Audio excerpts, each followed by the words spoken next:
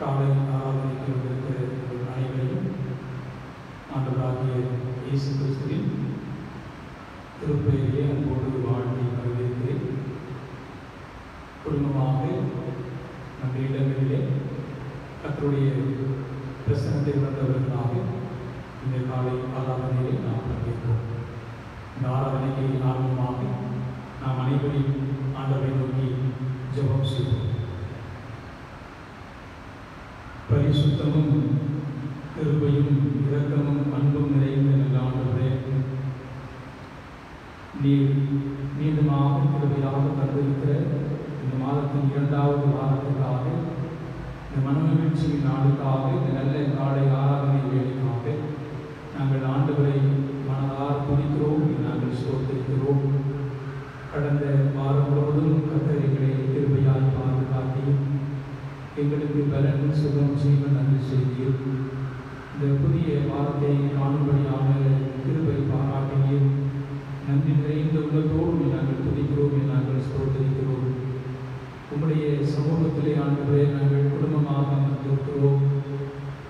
நேரம் முழுவதுமாக ஆண்டவர் எங்கள் ஒருவரையும் பொருட்படுத்த வழிநடத்தபடியாக நாங்கள் ஜெபிக்கிறோம். இந்த ஆராதனையுடைய ஆரம்ப முதல் முடிவு மட்டுமாக கர்த்தர் தாமே எங்களிடத்திலே பிரசன்னராய் இருந்து எங்கள் யாவரையும் நிறைவாய் ஆசீர்வதிக்கும்படியாக நாங்கள் ஜெபிக்கிறோம். நாங்கள் செய்கின்ற ஆராதனை ஆண்டவர் அங்கீகரிக்கிறோம். புதிய மகிமை உனக்கு நாங்கள் செலுத்துகிறோம். எங்கள் ஆண்டவரும் இரட்சகரும் ஆகிய இயேசு கிறிஸ்துவின் வழியாக ஜெபிக்கிறோம் நல்ல பிதாவே, ஆமென். நாம் அனைவரும் இந்த ஆராதனைக்கு ஆரம்பமாக ஆண்டுடைய நாமத்திற்கு மகிமை உண்டாக 10வது பாமாலை பாடல் போற்றிடு ஆண்டுடைய சிருஷ்டி கர்த்தாவா மற்றவரை என்கின்ற 10வது பாமாலை பாடலை நாம் அனைவரும் சேர்ந்து பாடுவோம்.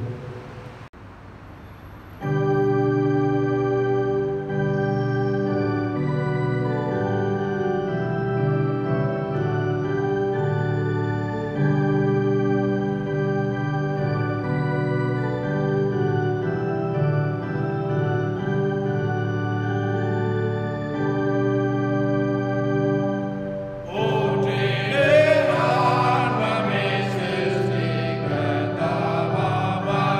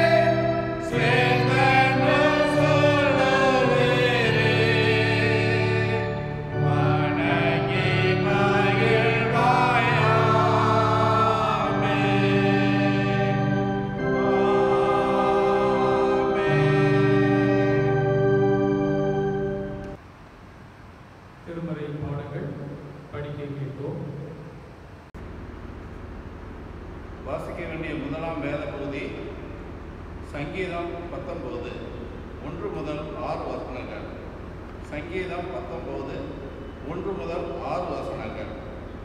வானங்கள் தேவனுடைய மகிமையை வெளிப்படுத்துகிறது.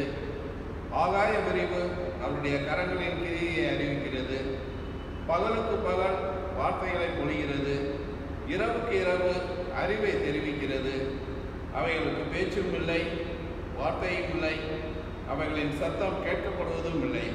ஆகினும் அவைகளின் சத்தம் பூமி எங்கும், அவைகளின் வசனங்கள் பூச்சக்கரத்துக்கு கடைசி வரைக்கும் சொல்கிறது. அவைகளில் சூரியனுக்கு ஒரு கூடாரத்தை ஸ்தாபித்தார். அது தன் மணவரையிலிருந்து புறப்படுகிற மணவாளனை போல் இருந்து பராக்கிரமசாலையைப் போல் தன் பாதையில் ஓட மகிழ்ச்சியாய் இருக்கிறது. அது வானங்களின் ஒரு முனையிலிருந்து புறப்பட்டு அவைகளின் மறுமுனை வரைக்கும் சுற்றி ஓடுகிறது. அதன் காந்திக்கு மறைவானது ஒன்றும் இல்லை. வாசிக்க வேண்டிய வேத பகுதி வார்த்து முடிந்தாயிற்று. ஆண்டவருக்கே மகிமை உண்டாவதாக. படிக்கும்படியாய் தெரிந்து கொள்ளப்பட்ட சுவிசேஷ வேத பாடம் அது லூக்கா எழுதின சுவிசேஷம் 8ஆம் அதிகாரம் வசனங்கள் 22 முதல் 25 வரை. லூக்கா எழுதின சுவிசேஷம் 8ஆம் அதிகாரம் வசனங்கள் 22 முதல் 25 வரை. ஒரு நாள் இயேசு தமது சீஷரோடு கூட படவில் ஏறி கடலின் அக்கறைக்கு போவோம் வாருங்கள் என்றார். அப்படியே புறப்பட்டு போனார்கள். படகு ஓடுகையில் அவர் நித்திரையாயிருந்தார். அப்பொழுது கடலிலே சுழல் காற்றுண்டானதால் அவர்கள் மோசமடையத்தக்கதாய் படகு ஜலத்தினால் நிறைந்தது. அவர்கள் அவரிடத்தில் வந்து, ஐயரே ஐயரே, மடிந்து போகிறோம் என்று அவரை எழுப்பினார்கள். அவர் எழுந்து காற்றையும் ஜலத்தின் கொந்தளிப்பையும் அதட்டினார். உடனே அவைகள் நின்று போய் அமைதல் உண்டாயிற்று. அவர் அவர்களை நோக்கி, உங்கள் விசுவாசம் எங்கே என்றார். அவர்கள் பயந்து ஆச்சரியப்பட்டு, இவர் யாரோ காற்றுக்கும் ஜலத்துக்கும் கட்டளையிடுகிறார், அவைகளும் இவருக்கு கீழ்ப்படுகிறதே என்று ஒருவரோடொருவர் சொல்லிக் கொண்டார்கள் என்பது படிக்கும்படியாக தெரிந்து கொள்ளப்பட்ட சுவிசேஷ வேதபாடம் படித்தாயிற்று. கிறிஸ்துவுக்கே மகிமை உண்டாவதாக.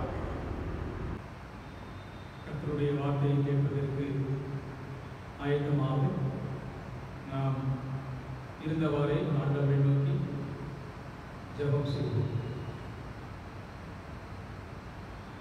எங்கள் கண்மடையும் எங்கள் மீட்பருமாகிய கர்த்தாவே, அடியனுடைய வாயின் வார்த்தைகளும் நம்முடைய அன்பின் சமூகத்தில் அமர்ந்திருக்கிற கர்த்தருடைய பிள்ளைகளின் இருதயத்தின் சிந்தனைகளும் எண்ணங்களும் நம்முடைய திரு சமூகத்திலே பிரீதியாயிருப்பதாக. ஆமென். ஆண்டவராகிய இயேசு கிறிஸ்துவின் ஈடு இணையற்ற நாமத்தில் உங்கள் அனைவரையும் அன்போடு வாழ்த்துகிறேன்.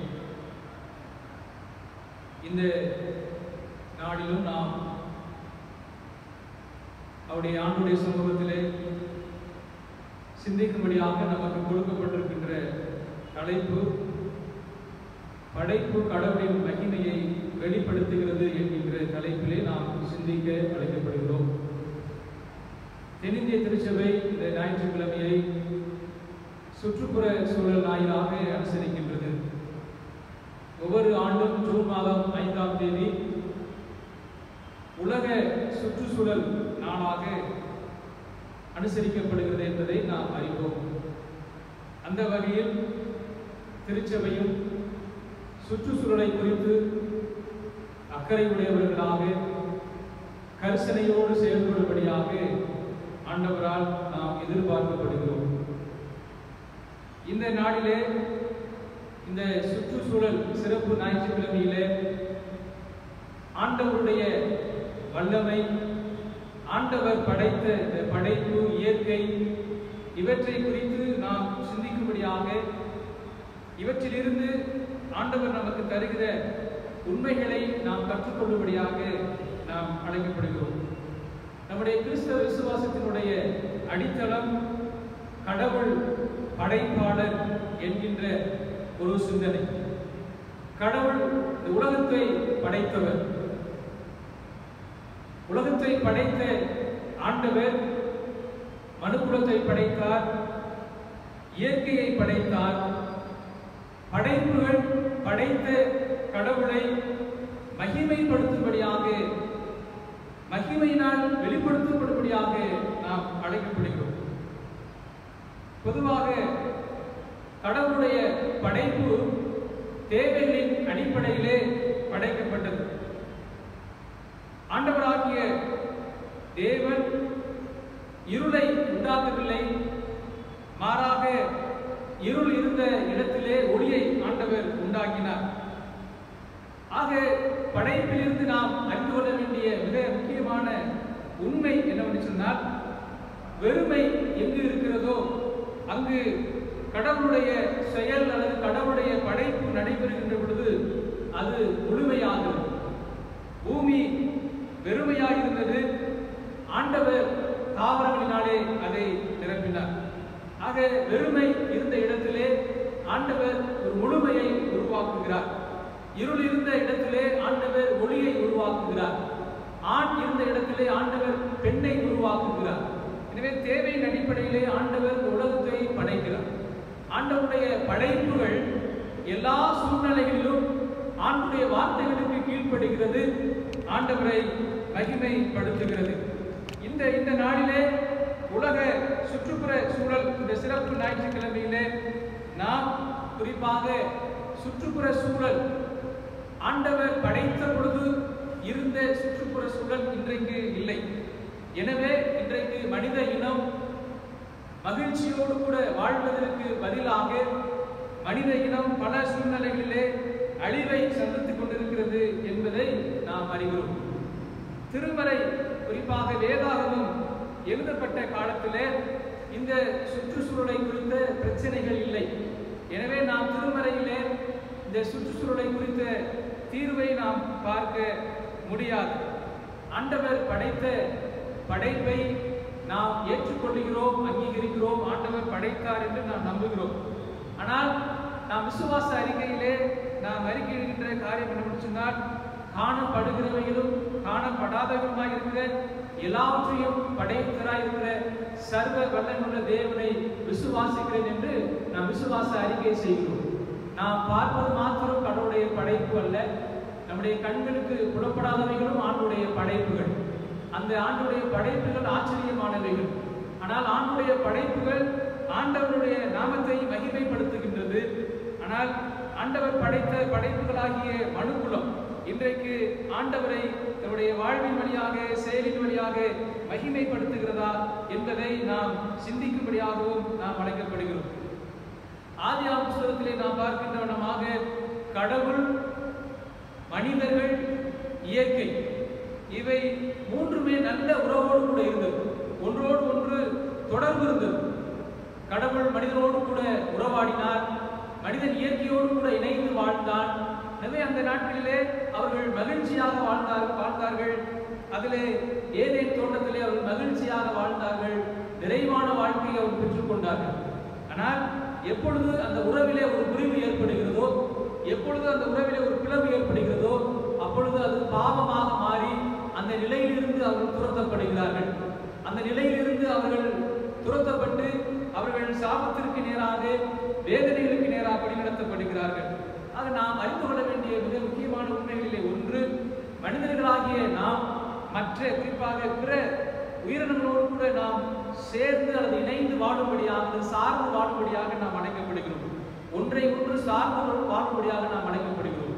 எனவே ஒன்றை ஒன்று சார்ந்து வாழுகின்ற இந்த வாழ்விலே ஒருவேளை அதிலே வேறு விதமான சிந்தனைகளிலே நாம் வாழ்வோமே ஆனால், ஒரு சரியாக புரிந்து கொள்ளாமல் இயற்கையோடு கூட இணைந்து வாழாமல் இருப்போமே ஆனால், அதில் வருகின்ற பாதிப்புகள் மிக மிக அதிகம். குறிப்பாக இந்த நாட்களிலே சுற்றுப்புற சூழல் மிக அதிகமாக பாதிக்கப்பட்டிருப்பதை நாம் அறிகிறோம்.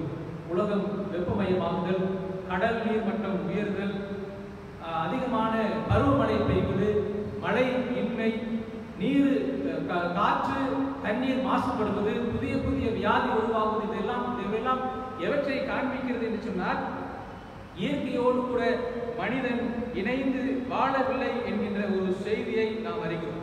எனவே சுற்றுப்புற சூழல், ஆண்டவர் நமக்கு படைத்த இயற்கையை நாம் நேசித்து இயற்கையோடு கூட இணைந்து நாம் வாழும்படியாக நாம் அழைக்கப்படுகிறோம். திருமறையில ஒரு சில காரியங்களை நாம் அறிந்து கொள்ள முடியும். உபாகமம் 20ஆம் அதிகாரம் 19வது 20வது வசனங்களிலே நாம் படிக்கிறோம். உபாகமம் 20:19-20 நீ ஒரு பட்டணத்தின் மேல் யுத்தம் பண்ணி அதை பிடிக்க அநேக நாள் அதை முற்றுகை போட்டிருக்கும் போது நீ கோடாரியை ஓக்கி அதன் மரங்களை வெட்டி சேதம் பண்ணாயாக, அவைகளின் கனியை நீ புசிக்கலாமே, ஆகையால் உனக்கு கொத்தரத்திற்கு உதவும் என்று அவைகளை வெட்டாயாக. முதலாவதாக மரத்தை வெட்டுவது தீமையான காரியம் என்று இஸ்ரவேல் மக்களுக்கு மோசே மூலமாக ஆண்டவர் தருகின்ற உண்மை. மரத்தை வெட்டக்கூடாது என்கின்ற செய்தியை நாம் பார்க்கிறோம். மாத்திரமல்ல, மரத்தை நட வேண்டும் என்கின்ற செய்தியை நாம் திருமறையிலே படிக்க முடியும். லேவியராகமம் 19ஆம் அதிகாரம் 23ஆம் வசனத்திலே நாம் படிக்கின்றோம். நீங்கள் இஸ்ரவேல் மக்கள் அந்த தேசத்தில் வந்து புசிக்கத்தக்க கனிகளை தருகிற பலவித மரங்களை நாட்டின பின்பு. எனவே மரங்களை நட வேண்டும், மரங்களை வெட்டக்கூடாது. ஆனால் இன்றைக்கு நடைபெறுகிற காரியம் என்ன? இன்றைக்கு இந்தியாவிலே குறிப்பாக தொழிற்சாலைகளுக்காக, சாலை வசதிகளுக்காக, அணைக்கட்டுகளுக்காக அநேக மரங்கள் வெட்டப்பட்டன, அநேக காடுகள் அழிக்கப்பட்டன. ஒரு புள்ளி விவரம் எப்படியாக சொல்லுகின்றது, ஏறக்குறைய 600,000 ஹெக்டேர் காடுகள் அழிக்கப்பட்டன. எதற்காக? சாலை வசதிகளுக்காக. 55,000 ஹெக்டேர் காடுகள் அழிக்கப்பட்டது. எதற்காக? தொழிற்சாலை உருவாக்கும்படியாக. இதனுடைய தொடர்ச்சி, காடுகளை அழிப்பதனுடைய விளைவு இன்றைக்கு மனுக்குலம் அழிவை சந்தித்துக் கொண்டிருக்கிறது. சுற்றுப்புற சூழல் மாசுபட்டிருக்கின்ற நிலையை நாம் அறிவோம். இயற்கையை அழித்த மனிதனை இன்றைக்கு இயற்கை அழித்துக் கொண்டிருக்கிறது. இதனாலே புதுவிதமான வியாதிகள் உருவாகின்றது. இன்றைக்கு நம்மை உலகத்தை அச்சுறுத்திக் கொண்டிருக்கின்ற கொரோனா வைரஸ் போன்ற அநேக புதிய புதிய வியாதிகள் உருவாகுவதற்கு காரணம் மனிதர்கள் ஆண்டவர் படைத்த இயற்கையை நேசிக்காமல், இயற்கையோடு இணைந்து வாழாமல், இன்றைக்கு தன்னுடைய தேவைகளுக்காக, சுயநலத்திற்காக, தான் மாத்திரம் வாழ வேண்டும் என்பதற்காக இயற்கையை அழித்ததனுடைய விளைவு இன்றைக்கு மிகப்பெரிய பாதிப்புகளை முழு உலகமும் சந்தித்துக் கொண்டிருக்கிறது. ஒரு மாதம் பெய்ய வேண்டிய மழை ஒரு சில மணிகளில் பெய்து மிகப்பெரிய பாதிப்புகளை ஏற்படுத்தி விடுகிறது. 2015ஆம் ஆண்டு, 2017ஆம் ஆண்டுகளிலே சென்னையிலே மிகப்பெரிய வெள்ளப்பெருக்கு.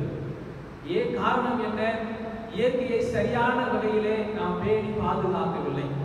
இந்த சுற்றுப்புற சூழல், இந்த சிறப்பு ஞாயிற்றுக்கிழமையில அதை குறித்த சிந்தனை நமக்கு நிச்சயமாக கிறிஸ்தவர்களாகிய நமக்கு இருக்க வேண்டும் என்று ஆண்டவர் விரும்புகிறார்.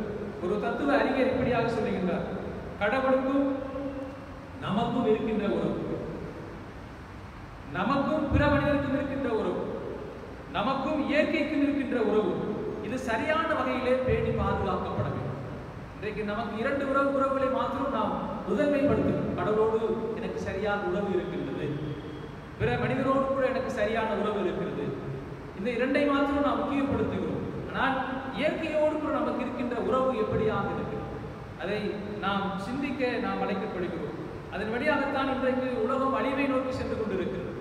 இன்னும் 50 ஆண்டுகளிலே கடல் நீர்மட்டம் உயரும், சில கிராமங்கள், சில தீவுகள் அழிந்து போகும் என்கின்ற செய்தியெல்லாம் நாம் கேட்கிறோம். நான் கொடைக்கானலிலே ஆயராக இருந்த பொழுது அங்கிருந்த ஒரு மூத்த விசுவாசியின் இடத்திலே பேசிக் கொண்டிருந்தேன். அவர் சொன்ன ஒரு காரியம், சில 10-20 ஆண்டுகளுக்கு முன்பாகலாம், 20-25 ஆண்டுகளுக்கு முன்பதெல்லாம் சரியாக 4 மாதத்திற்கு ஒரு முறை பருவநிலையிலே மழை காலங்களிலே மழை பெய்யும், பனி காலங்களிலே பனி பெய்யும், வெயில் காலங்களிலே வெயில் இருக்கும். ஆனால் இன்றைக்கு பருவநிலை முற்றிலுமாக மாறி பனி காலங்களிலே மழை பெய்கிறது, வெயில் காலங்களிலே மழை பெய்கிறது, மழை காலங்களிலே மழை இல்லை. இதனுடைய தொடர்ச்சி பல்வேறு விதமான புதிய புதிய வியாதிகள் உருவாகும். பழங்குடி மக்கள் இயற்கையோடு கூட இணைந்து வாழ்ந்தார்கள். மரங்களை முற்றிலுமாக அழிப்பதில்லை, மரங்களை உருவாக்குவார்கள், தேவைக்கு மாத்திரம் மரங்களை பயன்படுத்துவார்கள். இன்றைக்கு நாம் எப்படியாக இயற்கையை நாம் பயன்படுத்துகிறோம்? இன்றைக்கு பிளாஸ்டிக் அதிகமாக பயன்படுத்துவதனுடைய விளைவு நிலத்தடி நீர்மட்டம் குறைகிறது, குடிநீர் பிரச்சனை, காற்றில் மாசு அதிகமாக இருப்பதாக சொல்லப்படுகிறது. இந்த காற்றிலே மாசு அதிகமாக இருப்பதனாலே உலகம் முழுவதுமாக ஆண்டிற்கு 70 லட்சம் மனிதர்கள் மரித்து போகிறார்கள் என்கின்ற ஒரு செய்தி சொல்லப்படுகிறது. ஆக பல்வேறு விதமான அழிவுகள், பல்வேறு விதமான இழப்புகள், பல்வேறு விதமான அச்சுறுத்தல்கள் இவற்றோடாக வாழ்வதற்கு காரணம் இயற்கையோடு கூட நமக்கு நல்ல உறவு இல்லை. இயற்கையோடு கூட இணைந்த வாழ்க்கை வாழ வேண்டும் என்று ஆண்டவர் விரும்புகிறார். பிரியமானவர்களே, இந்த நாளிலே உங்களோடு கூட படிக்க கேட்ட 2 பகுதியின் அடிப்படையிலே 2 குறிப்பை மாத்திரம் உங்களோடு நான் பகிர்ந்து கொள்ள விரும்புகிறேன். முதலாவதாக சங்கீதங்களின் புத்தகம் 19ஆம் சங்கீதம் 1ஆம் வசனத்திலே நாம் படிக்கின்றோம். சங்கீதம் 19:1. வானங்கள் தேவனுடைய மகிமையை வெளிப்படுத்துகிறது, ஆகாய விரிவு அவருடைய கரங்களின் கிரியையை அறிவிக்கிறது. முதலாவதாக ஆண்டவரை மகிமைப்படுத்தும் படைப்பு. ஆண்டவரை மகிமைப்படுத்தும் படைப்பு. ஆண்டவர் படைத்த படைப்புகள், குறிப்பாக வானம் தேவனுடைய மகிமையை வெளிப்படுத்துகிறது என்று சங்கீதக்காரன் பாடுகிறார். ஆண்டவருடைய படைப்புகளாகிய மனுக்குலம் ஆண்டவருடைய நாமத்தை மகிமைப்படுத்துகிறதா? ஆண்டவருடைய நாமத்திற்கு மகிமையை கொண்டு வருகிறோமா? ஆண்டவரை நாம் கனப்படுத்துகிறோமா? தேவனுடைய படைப்புகள் அனைத்துமே, குறிப்பாக இயற்கை, ஆண்டவருடைய நாமத்தை மகிமைப்படுத்துகிறது, ஆண்டவருடைய விருப்பத்தை நிறைவேற்றுகிறது. ஆண்டவர் எந்த நோக்கத்திற்காக அதை படைத்தாரோ அந்த நோக்கத்தை இயற்கை நிறைவேற்றுகிறது என்கின்ற செய்தியை நாம் பார்க்கிறோம். 2ஆம் வசனத்திலே பகலுக்கு பகல் வார்த்தைகளை பொழிகிறது, இரவுக்கு இரவு அறிவை தெரிவிக்கிறது. அவைகளுக்கு பேச்சும் இல்லை, வார்த்தையும் இல்லை, சத்தம் இல்லை.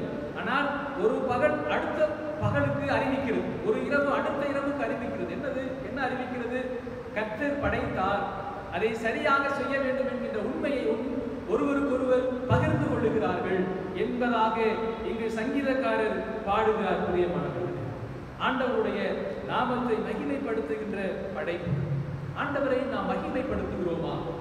ஆண்டவருடைய படைப்பாளர்களாகிய, ஆண்டவருடைய படைப்பின் கருவிகளாகிய மனுக்குலம் இயற்கையை போல ஆண்டவருடைய நோக்கத்தை நிறைவேற்றுகிறதா?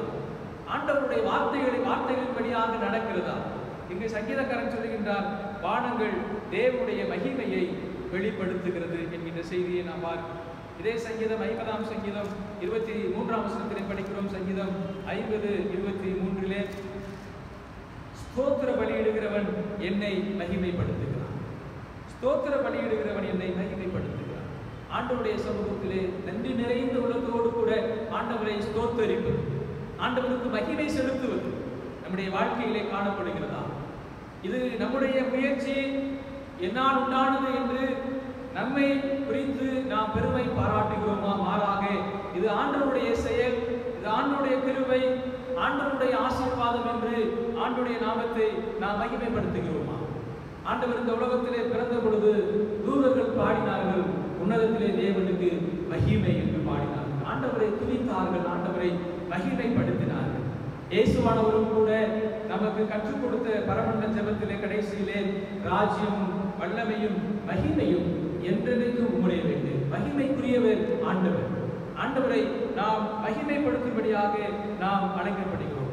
ஆண்டவரை மகிமைப்படுத்தாமல், ஆண்டவருடைய நாமத்திற்கு மகிமை சேர்க்காமல், ஆண்டவரை கனப்படுத்தாமல் நாம் வாழ்வோமே ஆனால், ஆண்டவருடைய படைப்புகளாக ஆண்டவர் என்ன நோக்கத்திற்காக இந்த உலகத்தில் நம்மை படைத்தாரோ, என்ன நோக்கத்திற்காக ஆண்டவர் இந்த உலகத்தில் நம்மை உயிரோடு கூட வைத்திருக்கிறாரோ, அந்த நோக்கம் நம்மால் நிறைவேற வேண்டும் என்று ஆண்டவர் விரும்புகிறார்.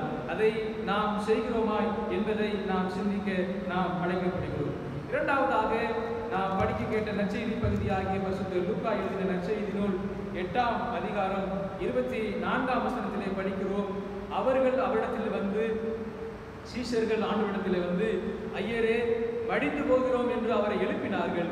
அவர் எழுந்து காற்றையும் ஜலத்தின் கொந்தளிப்பையும் அதட்டினார். உடனே அவைகள் நின்று போய் அமைதி உண்டாயிற்று. அவர் அவர்களை நோக்கி, உங்கள் விசுவாசம் எங்கே என்றார். அவர்கள் பயந்து ஆச்சரியப்பட்டு, இவர் யாரோ காற்றுக்கும் ஜலத்திற்கும் கட்டளையிடுகிறார், அவைகளும் இவருக்கு கீழ்ப்படுகிறது என்று ஒருவருக்கொருவர் சொல்லிக் கொண்டார்கள். ஆண்டவருடைய வார்த்தைகளுக்கு கீழ்ப்படியும் படைப்பு. ஆண்டவர் படைத்த இயற்கை கர்த்தருடைய வார்த்தைகளுக்கு கீழ்ப்படுகிறது. சீடர்கள் படகிலே கடலிலே பயணம் செய்கிறார்கள். ஆண்டவரும் அவரோடு கூட பயணம் செய்கிறார். ஆனால் அந்த நேரத்திலே கடல் அதிகமாக கொந்தளிக்கிறது, காற்று அடிக்கின்றது. இவர்கள் தாங்கள் மடிந்து போவோம் என்று சொல்லி பயந்து ஆண்டவரை எழுப்புகிறார்கள். ஆண்டவர் இயற்கையை கட்டுப்படுத்துகிறார். இயற்கைக்கு ஆண்டவர் கட்டளை கொடுக்கிறார். இயற்கை கர்த்தருடைய வார்த்தைக்கு கீழ்ப்படுகிறது. பிரியமானவர்களே, இந்த பகுதியை நாம் படிக்கின்ற காரியம் அதுதான். இயற்கையின் மீது ஆண்டவருக்கு அதிகாரம் இருந்தது என்கின்ற செய்தியை நாம் பார்க்கிறோம். இங்கு ஆண்டவருடைய கட்டளைக்கு இரண்டுமே ஒரே நேரத்தில் கீழ்ப்படுகிறது. முதலாவது, சில நேரங்களில் நாம் பார்க்கின்ற பொழுது சாதாரணமாக புயல் ஓய்ந்த பிற்பாடும் தொடர்ந்து அலை அடித்துக் கொண்டே இருக்கும், அல்லது காற்று சிறிது அடித்துக் கொண்டே இருக்கும். ஆனால் இங்கு ஆண்டவர் கட்டளையிடுகிறார்.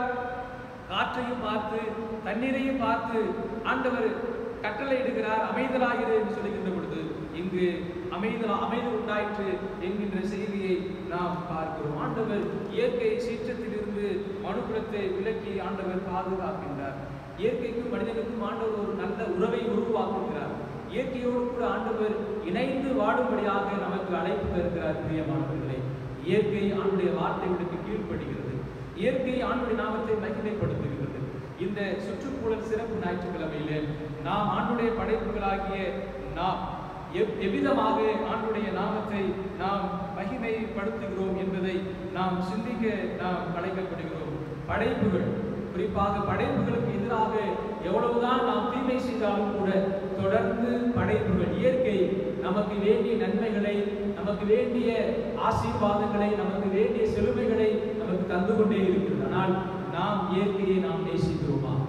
நாம் இயற்கையை நாம் நேசிக்கிறோம். இயற்கையோடு கூட நாம் இணைந்து நாம் வாழுகிறோமா? நாம் சிந்திக்க நாம் அழைக்கப்படுகிறோம். ஒரிசா மாநிலத்திலே ஒரு பழங்குடி ஒரு விவசாயியை சந்தித்து பேசக்கூடிய வாய்ப்பு கிடைத்தது. நான் நிறையியல் கல்லூரியிலே முடித்த பிற்பாடு ஓராண்டு காலம் மிஷனரியாக ஒரிசா மாநிலத்தில் சென்ற பொழுது அங்கு கிராமங்களுக்கு சென்று அவரோடு கூட கர்த்தருடைய வார்த்தைகளை பகிர்ந்து கொண்டு நற்செய்தி அறிவிக்கக்கூடிய வாய்ப்பு கிடைத்தது. அப்போது பேசிக் கொண்டிருந்த பொழுது அவர் சொன்ன ஒரு காரியம், நாங்கள் காடுகளுக்குள்ளாக சில நேரங்களிலே தேவைகளுக்காக செல்வது உண்டு. அப்பொழுது நாங்கள் முழுவதுமாக மரங்களை வெட்டுவதில்லை, தேவையான கிளைகளை மாத்திரம் வெட்டுவோம். எனவே எங்களுக்கு இயற்கை எங்களுக்கு பாதுகாக்கிறது, எங்களை பாதுகாக்கிறது, எங்களுக்கு வாழ்வளிக்கிறது. நாங்கள் இயற்கையை பாதுகாக்கிறோம். பிரியமானவர்களே, இன்றைக்கு அநேக அச்சுறுத்தல் மத்தியிலே வாழ்ந்து வருகிறோம், நெருக்கடி மத்தியிலே வாழ்ந்து வருகிறோம். புதிய புதிய வியாதிகள் உருவாகுவதை நாம் பார்க்கிறோம். புதிய புதிய வியாதிகளினாலே அநேக மக்கள் மரித்து போவதை நாம் பார்க்கிறோம்.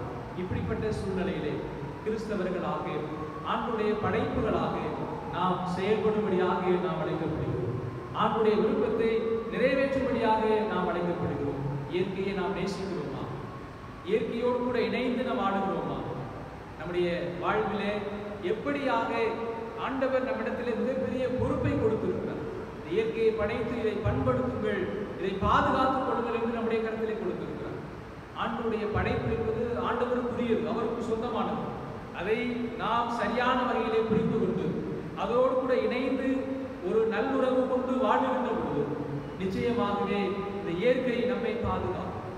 இந்த இயற்கையோடு கூட இணைந்து வாழுகின்ற பொழுது ஒரு முழுமையான வாழ்க்கையை நாம் பெற்றுக்கொள்ள முடியும் என்பதிலே சந்தேகமில்லை. படைப்பு ஆண்டவருடைய நாமத்தை மகிமைப்படுத்துகிறது. படைப்பு ஆண்டுடைய வார்த்தைகளுக்கு கீழ்ப்படுகிறது. நாம் அவருடைய மகிமைப்படுத்தும்படியாக, அவருடைய வார்த்தைகளுக்கு கீழ்ப்படியும்படியாக, அதன் வழியாக ஆண்டவர் வைத்திருக்கிற இந்த உலக வாழ்வின் ஆசீர்வாதங்களை பெற்றுக்கொள்ளும்படியாக நாம் அழைக்கப்படுகிறோம். பிரியமானவர்களே, தொடர்ந்து இந்த நாட்களிலே இந்த கொள்ளை நோயிலிருந்து மனுக்குலத்தை விடுவிக்கும்படியாக, பாதுகாத்துக் கொள்ளும்படியாக நாம் ஜெபிப்போம். இயற்கையை நாம் நேசிப்போம். தொடர்ந்து இயற்கையோடு இணைந்து நாம் வாழுவோம். படைப்பாளராகி ஆண்டவரை நாம் மகிமைப்படுத்துவோம். ஆண்டவர் நமக்கு வைத்திருக்கிற நன்மைகளை நாம் பெற்றுக்கொள்வோம். தேவன் நமக்கு அப்படிப்பட்ட கிருபைகளை தந்து நம்மை ஆசீர்வதித்து வழி நடத்துவாராக. ஆமென். கர்த்தருடைய நாமத்திற்கு மகிமை உண்டாக நாம் மீண்டுமாக கிறிஸ்தவ கீர்த்தனைகளிலே 6வது பாடல், சீர்மிகு வான்முவி தேவா ஸ்தோத்திரம், சிருஷ்டிப்பு யாவை படைத்தாய் தோத்திரம் என்கின்ற 6வது கீர்த்தனை பாடலை நாம் யாவரும் இணைந்து நாம் பாடுவோம். அந்த சமயத்தில் ஆண்டவருக்கு நாம் குடும்பமாக காணிக்கை சேகரிப்போம்.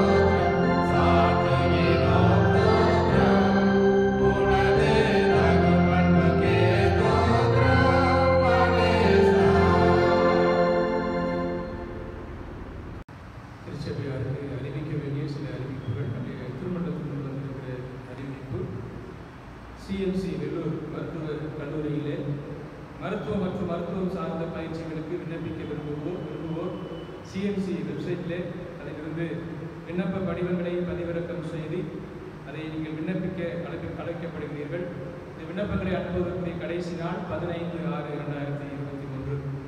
தற்போது ஊரடங்கின் காலமாகிப்பதினாலே நம்முடைய திருமணத்தின் மூலமாக கொடுக்கப்படுகிற ஸ்பான்சர்ஷிப் ஃபார்ம் பரிந்துரை படிவங்கள் வருகின்ற 14/6/2021 முதல் 23/6/2021 புதன்கிழமை வரை தபால் வழியாக நாம் பெற்றுக்கொள்ள முடியும். அதற்கான கட்டணம் ரூபாய் 600.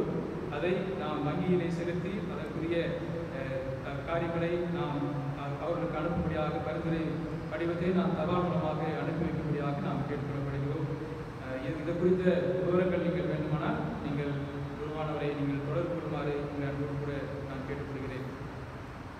தொடர்ந்து அருட்பொழிவு பெறும்படியாக அருட்பொழிவு ஆராதனை நடைபெற இருக்கிறது.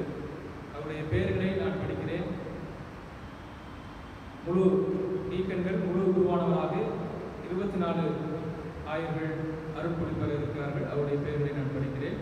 அருள் திரு டி ஆபிரகாம் தங்கையா, Arul Thiru J Albert Stephen Raj, Arul Thiru J C பூவாஸ், Arul Thiru S Daniel Subramani, Arul Thiru Devendra Kumar, Arul Thiru M ஈசாக்கு, Arul Thiru R Edwin, Arul Thiru K Jackson, Arul Thiru D Jaisingh Johnson திரவியம், Arul Thiru D zenith, Arul Thiru S Johnson Carter, Arul Thiru S Navaraj, Arul Thiru K S Prasad, Arul Thiru ஏ பிரசாத், அருள் திரு எம் பிரவீன் சார்லஸ், அருள் திருமதி ஜே சகாய் செல்வி, அருள் திரு எஸ் சாம் பிரிட்டோ பிரான்சிஸ், அருள் திரு ஜே சாம் Jayaprakash, Arul Thiru J Stephen Amritraj, Arul Thiru G Vincent திரவியம் Vinod, Arul Thiru M Augustine Gunaseelan, Arul Thiru S Ajay Nirmal, Arul Thiru J Edward நவதுரை, Arul Thiru T N Prabhakar இவர்கள் முழு குருவானவராக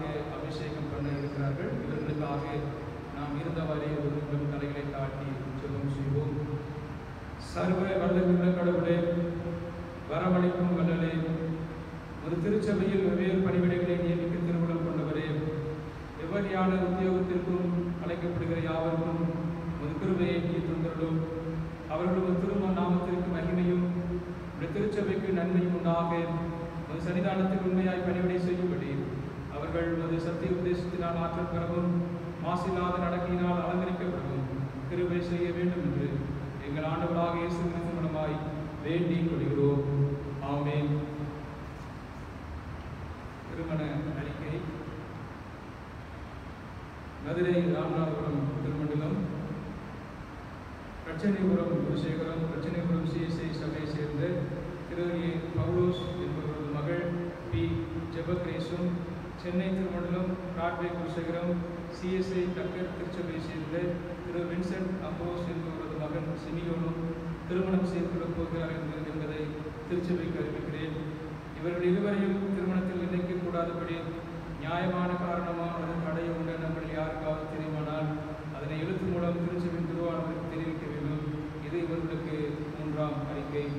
மதுரை ராமநாதபுரம் திருமணம், பிரச்சனைபுரம் குலசேகரம், பிரச்சனைபுரம் திருச்சபையை சேர்ந்த திரு Samuel என்பவரது மகள் எஸ் இவாஞ்சலினும், பரமக்குடி குலசேகரம் சேத்தூர் சிஎஸ்ஐ சபையைச் சேர்ந்த திரு ஏனராஜ் அவர்களின் மகன் ஏ பிரசாத்தும் திருமணம் செய்து கொள்ளப் போகிறார் என திருச்சபைக்கு அறிவிக்கிறேன்.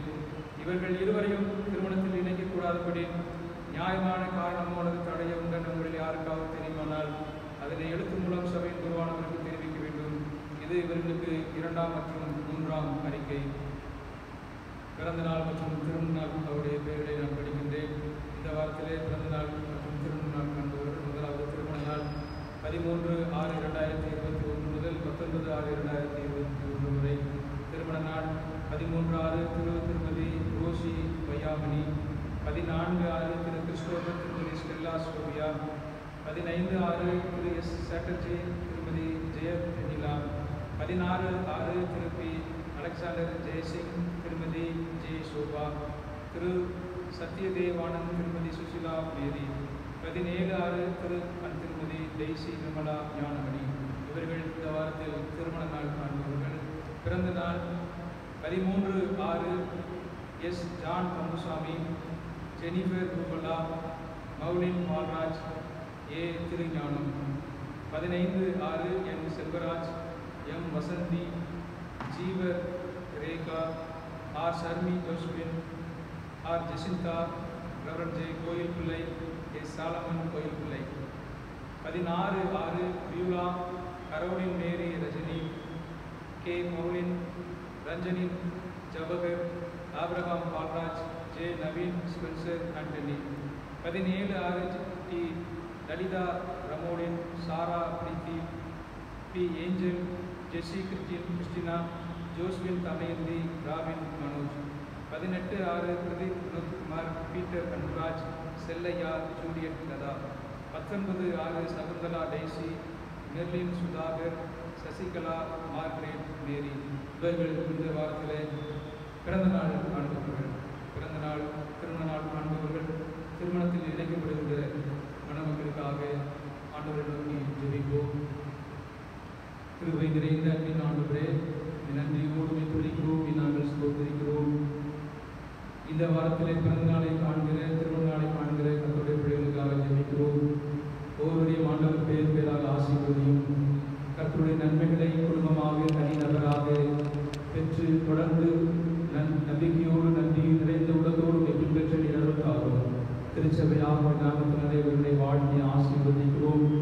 கர்த்தருடைய ஆசீர்வாதங்களுடைய வாழ்வை பொறுப்படைந்து இருக்கட்டும். திருமணத்துக்காக அழைக்கப்படுகிற மணமக்களுக்காக ஜெபிக்கிறோம்.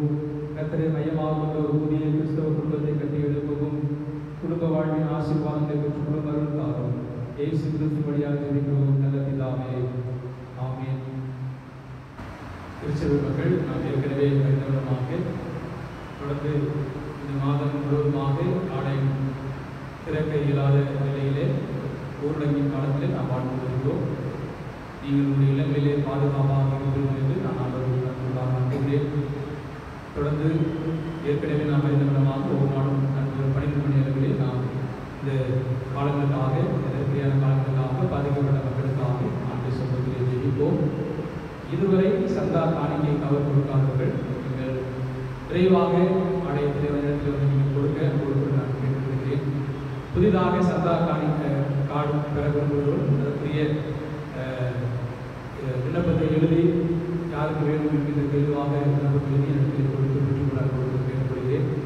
இதுவரை சந்தா காணிக்கை கவர் பெறாதவர்களும் உங்களுடைய பெயர்களை இடத்திலே கொடுத்தீர்களானால் உங்களுடைய சந்தா கார்டுகள் உங்களுடைய கரங்களில் கிடைப்பதற்கு உதவி செய்ய இதுவாக இருக்கும். எனவே இதை மனதிலே கொண்டு இதுவரை சந்தா காணிக்கை படைக்காதவர்கள் விரைவாக நீங்கள் என்னிடத்திலே வந்து நீங்கள் கொடுக்க நான் நினைவுபடுத்துகிறேன். அதோடு கூட புதிதாக சந்தா காணிக்கை கார்டு பெற வேண்டும் என்று விரும்புகிறவர்கள் அதற்குரிய தேவையை நீங்கள் விண்ணப்பமாக எழுதி இடத்திலே கொடுத்து நீங்கள் பெற்றுக்கொள்ள கொடுக்க நான் கேட்டுக்கொள்கிறேன். மிக விரைவாக ஆலயங்கள் திறக்கப்படவும், சூழ்நிலைகள் மாறவும், ஆண்டவர் மனுக்குலத்தை பாதுகாப்போம். ஆண்டை சமூகத்தில் ஜெபிப்போம். ஆண்டவர் பெரிய காரியங்களை செய்வார். ஜெபம் செய்வோம். மிகுந்த கிருபையும் இரக்கமும் அன்பும் நிறைந்த நல்ல ஆண்டவரே, இந்த மனமகிழ்ச்சியான நாளுக்காக, இந்த நல்ல ஆராதனை வேலைக்காக உங்களுக்கு நாங்கள் நன்றி சொல்கிறோம். நன்றியோடு கூட ஆண்டவரே, நாங்கள் குடும்பமாக உங்களுடைய சமூகத்தை நோக்கி பார்க்கிறோம். ஆண்டவர் எங்களை கண்ணோக்கி பார்க்கும்படியாக ஜெபிக்கிறோம். கர்த்தர் எங்களுடைய குடும்பங்களை நினைத்தரும்படியாக நாங்கள் ஜெபிக்கிறோம். இந்த நாட்களில் எங்களுக்கு வேண்டிய நல்ல பாதுகாப்பை தரும்படியாக நாங்கள் ஜெபிக்கிறோம். நல்ல சுகத்தையும் நல்ல பலனையும் ஆண்டவரின் தந்தை எங்களை வழிநடத்தும்படியாக நாங்கள் ஜெபிக்கிறோம். ஆண்டவரே, இந்த நாட்களிலே ஆண்டவரே, தனிமையிலே ஆண்டவர் பயத்தோடு கூட இருக்கிறவர்களுக்காக இந்த சமூகத்திலே வேண்டுதல் செய்கிறோம். தேவையோடு இருக்கிறவர்களுக்காக நாங்கள் சமூகத்திலே ஜெபிக்கிறோம். ஆண்டவர் அவர்களை கிருபையாய் இரக்கமாய் கண்ணோக்கி பார்த்து அவருடைய தேவைகளை சந்திக்கும்படியாக, அவருடைய பயத்தை எல்லாம் ஆண்டவர் நீக்கும்படியாக ஜெபிக்கிறோம். சுவாமி, கர்த்தர் துணையாக அவரை பலப்படுத்துவீராக. நன்மைக்கு நேராக, தேவ ஆசீர்வாதத்திற்கு நேராக உடைய பிள்ளைகளை கரம்பிடித்து வழிநடத்தும்படியாக நாங்கள் ஜெபிக்கிறோம். சுவாமி, இந்த புதிய வாரத்திலும் ஆண்டவரே, எங்களுடைய பயணங்களிலே உடைய சமூகம் நடத்தட்டும். எங்களுடைய கையின் பிரயாசங்களை ஆண்டவர் ஆசீர்வதியும். ஆண்டவருடைய கிருபை நாளை நாங்கள் மகிழ்ச்சியோடு, சமாதானத்தோடு, சுகத்தோடு, பலத்தோடு கூட நாங்கள் வாழ எங்கள் அருள் தருவீராக. உடைய பிள்ளைகளுடைய எதிர்காலத்திற்காக சமூகத்தில் நாங்கள் ஜெபிக்கிறோம். ஆண்டவரே, இந்த பள்ளிகள் ஆண்டவரை மிக விரைவாக திறக்கப்பட ஆண்டவரை நீர்காமி உதவி செய்வதை நாங்கள் ஜெபிக்கிறோம். அப்படிப்பட்டதான சூழ்நிலைகளை ஆண்டவர் நீர் எங்களுடைய தேசத்திலே உருவாக்கி தரும்படியாக நாங்கள் ஜெபிக்கிறோம் சுவாமி. அதற்காக ஆண்டவரே மாநில அரசு எடுத்துக்கொள்கின்ற எல்லா முயற்சிகளிலும் நல்ல பலன் அளிக்க கத்த கிருபை தருவீராக. திருச்சபை குடும்பங்களை உடைய சமூகத்தில் நாங்கள் தருகிறோம் சுவாமி. ஒவ்வொருவரையும் உடைய சமூகத்திலே பேர் பேராக நாங்கள் தருகிறோம். ஆண்டவர் தாமே இந்த திருச்சபை குடும்பங்களை அற்புதமாய் அதிசயமாய் ஆசீர்வதித்து நடத்துவீராக. உடைய சமூகத்தில் நன்றியோடு நாங்கள் படைத்திருக்கிற காணிக்கைகளையும் ஆண்டவர் அங்கீகரித்து ஆசீர்வதி சுவாமி. இந்த வல்ல கருத்துக்களை நாங்கள் தாழ்த்துகிறோம். இதை ஏற்றுக்கொள்ளும், இதை அங்கீகரித்து இதை ஆசீர்வதி மகிமை உமைக்கே நாங்கள் செலுத்துகிறோம். எங்கள் ஆண்டவரும் ரட்சகருமாகிய இயேசு கிறிஸ்து வழியாக ஜெபிக்கிறோம் நல்ல பிதாவே. ஆமென். தேவனுடைய இரக்கமுள்ள கிருபைக்கும் தயவுள்ள பராமரிப்புக்கும் அவருடைய பரலோக நன்மைகளுக்கும் ஆசீர்வாதங்களுக்கும் யாவரையும் ஒப்படைக்கிறோம். ஆண்டவராகிய இயேசு கிறிஸ்துவின் கிருபையும் பிதாவாகிய கடவுளுடைய அன்பும் பரிசுத்த ஆவியின் ஐக்கியமும் ஆசீர்வாதங்களும் உங்கள் அனைவரோடும் கூட என்றும் என்றும் சகல நாட்களிலும் நிலைத்திருப்பதாக.